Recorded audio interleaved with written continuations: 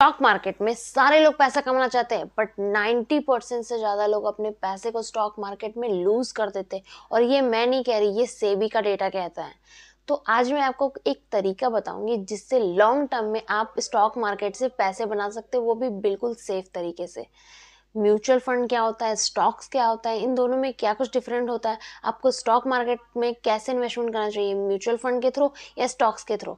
सो हम डिटेल्ड में समझने वाले हैं। सो हेलो गाइज, मैं हूँ Richa and welcome back to my channel. अगर आप इस चैनल पे पहली बार आए हैं ना, देन हमसे जुड़े रहने के लिए चैनल को सब्सक्राइब कर लीजिए। सो चलिए हम अपने वीडियो में आगे बढ़ते हैं। मेरी एक फ्रेंड है जिसने स्टॉक मार्केट में 2 साल पहले बिना सोचे समझे अपने 10,000 रुपये उठा के लगा दिए। और पता है कुछ दिन के बाद क्या हुआ? 6 महीने के बाद उसका वही जो पैसा था वो 40% लॉस में उसे विदड्रॉ करना पड़ा। बट उसकी ही एक और फ्रेंड थी, उसने क्या करा, उसने सोच समझकर अपना म्यूचुअल फंड के थ्रू एसआईपी स्टार्ट करा। तो उसे पैसे लॉस नहीं हुए, उसने आराम से उसके बजाय लॉस करने के बजाय प्रॉफिट से पैसे बनाए। तो ये तो जस्ट मैंने आपको एक एग्जांपल दिया। अब हम लोग और भी डिटेल में समझते हैं। जैसा कि मैंने आपको बताया कि मैं आपको दोनों चीज़ों को क्लियर करके बताऊंगी कि आपको स्टॉक्स में इन्वेस्टमेंट करना चाहिए या म्यूचुअल फंड में इन्वेस्टमेंट करना चाहिए। तो देखिए, जब आप स्टॉक्स के थ्रू इन्वेस्ट करते हैं स्टॉक मार्केट में, तो स्टॉक्स का क्या है, स्टॉक में आप किसी एक पर्टिकुलर कंपनी को अपना पैसा दे रहे हैं।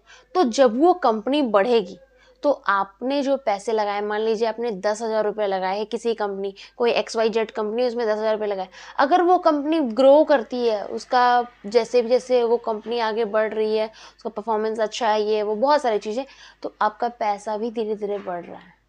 ठीक है। बट अगर उसका गलत ये भी है कि अगर वो कंपनी लूज करती है तो उस कंपनी में अगर लॉस होगा तो वो लॉस आपको भी झेलना पड़ेगा। ये तो हो गया स्टॉक की बात जी। अब हम बात करते हैं म्यूचुअल फंड की। ठीक है। तो म्यूचुअल फंड में क्या होता है कि आपका जो पैसा है ना, वो एक ही कंपनी में नहीं लगता है। तो यहीं पे तो आप जाकर सेफ हो गए। जब एक कंपनी में नहीं लग रहा है, तो जब एक कंपनी डूबेगी तो आपका पैसा तो नहीं डूबेगा। यहाँ पे आपका पैसा बहुत सारी जगह पे लगता है। तो यहाँ पे जो आपका रिस्क है ना, वो थोड़ा कम हो जाता है, क्योंकि ऐसा नहीं है कि एक ही कंपनी में आपने जो भी पैसे दिए वो XYZ एक ही कंपनी में जाकर लग गया और वो गिरेगा तो आपका पैसा भी गिरेगा। नहीं, यहाँ पे आपका मल्टीपल जगह पे जाकर आपका पैसा लगता है, तो यहाँ पे आपका पैसा सेफ हो जाता है। पहली बात।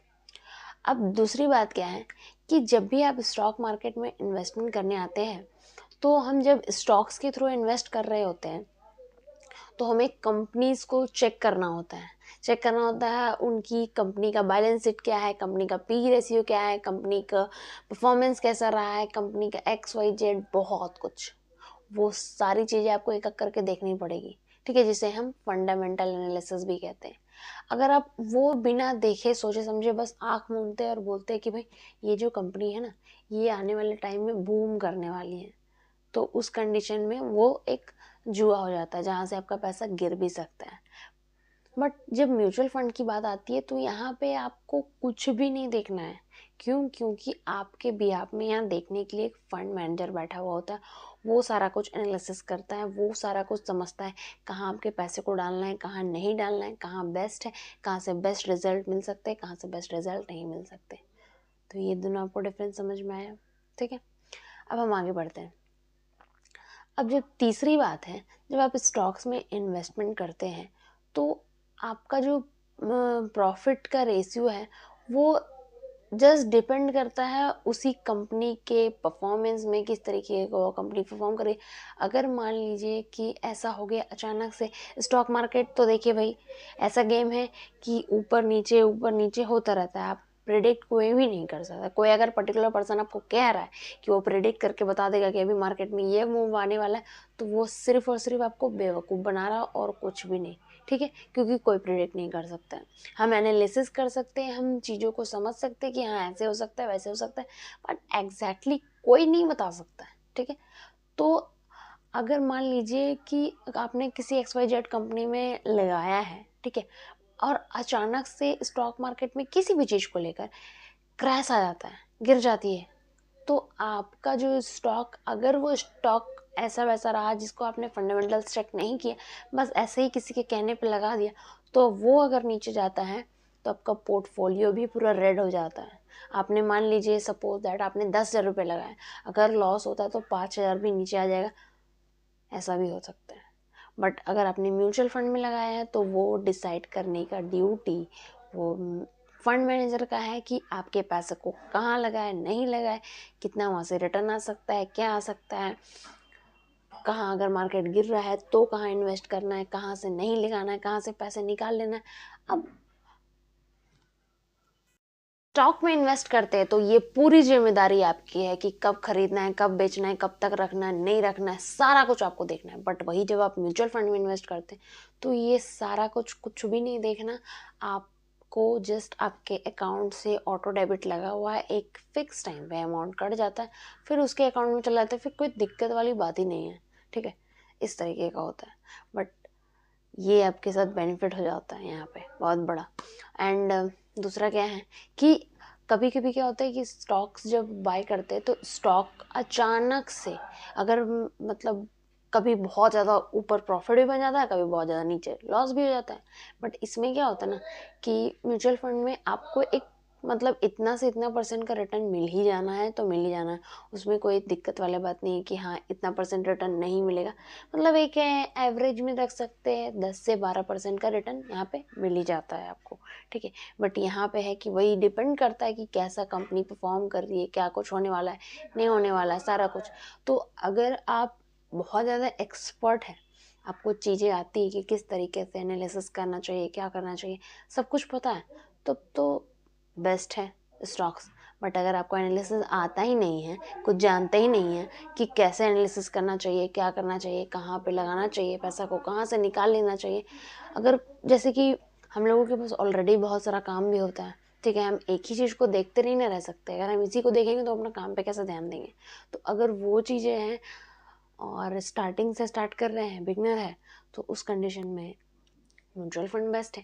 क्योंकि इसमें क्या है कि इसमें टाइम देना पड़ेगा, इसको समझना पड़ेगा कि कैसे काम करता है, नहीं करता है, कहाँ लगाना है, नहीं लगाना है, कितना। क्योंकि अगर ऐसा नहीं करते हैं ना तो क्या होगा कि अचानक से कुछ भी हो सकता है और फिर आप कहीं पे भी आँख मूंद करने के वो जो एक बोलते हैं ना कि जुआ खेलने वाला चीज़ है कि बस कुछ भी बोला कि हाँ ये वाला हो सकता है भाई, ये वाला आने वाला टाइम एकदम बूम कर जाएगा, बहुत ऊपर चल जाएगा, बस इसको आँख बंद करो और इसमें डाल दो।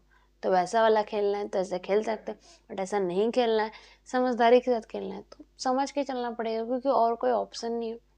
और समझ के चलने के लिए, क्योंकि यहाँ पे आपको कुछ दिमाग लगाने का ज़रूरत नहीं है, क्योंकि इधर साइड आपका एक फंड मैनेजर बैठा है, वो डिसाइड, उसका सारा माथा पेची भाई कि कहाँ पे लगाना है, कब अगर गिर रहा है, उठ रहा है, क्या हो रहा है, नहीं हो रहा है, कहाँ से कितना प्रॉफिट लाना है, कहाँ से कितना निकाल के डालना है, सब कुछ उसके दिमाग, उसको समझना है, आपको कुछ भी नहीं देखना है। तो आप एकदम फ्री हो जाते हैं कि हमको कुछ समझने की ज़रूरत ही नहीं है। तो ये आपके साथ बेनिफिट हो जाता है। तो ये तो था उसका कुछ डिटेलिंग।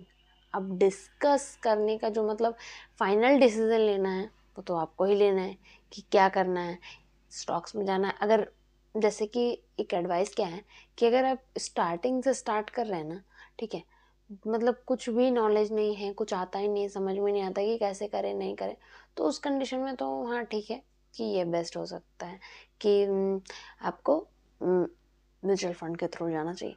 लेकिन अगर आपको आप एक्सपर्ट है, पहले से जानते हैं, पहले से कर रहे हैं, आपको आइडिया है कि किस तरीके से चीज़ें काम करती है, आप टैकल कर सकते हैं, आप समझ सकते हैं, तो उस कंडीशन में आप स्टॉक्स को भी देख सकते। बट ये कम्प्लीटली आपके ऊपर डिपेंड करता है कि आपको क्या चूज़ करना है, आपके लिए बेस्ट क्या है।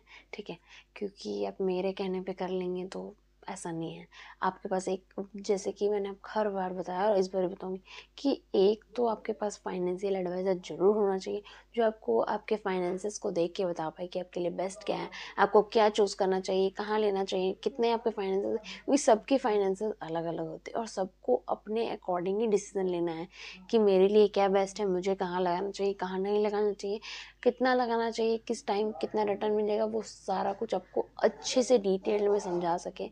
और ऐसा नहीं है तो उस कंडीशन में आप खुद के साथ बैठिए, खुद से समझिए कि आपके क्या फाइनेंसेस हैं, किस तरीके से आप उसको डील कर सकते हैं, कैसे नहीं, क्या कुछ, सारा कुछ वो आपको खुद से डिसाइड करना पड़ेगा। ठीक है, तो मैंने तो चाहा कि मैं आपके इस वीडियो के थ्रू आपको वैल्यू प्रोवाइड करूँ, और मैंने अपने तरफ से 100% दिया है। अब मैं छोटी सी गुजारिश है आप लोगों से कि लाइक शेयर सब्सक्राइब वो बिल्कुल फ्री है।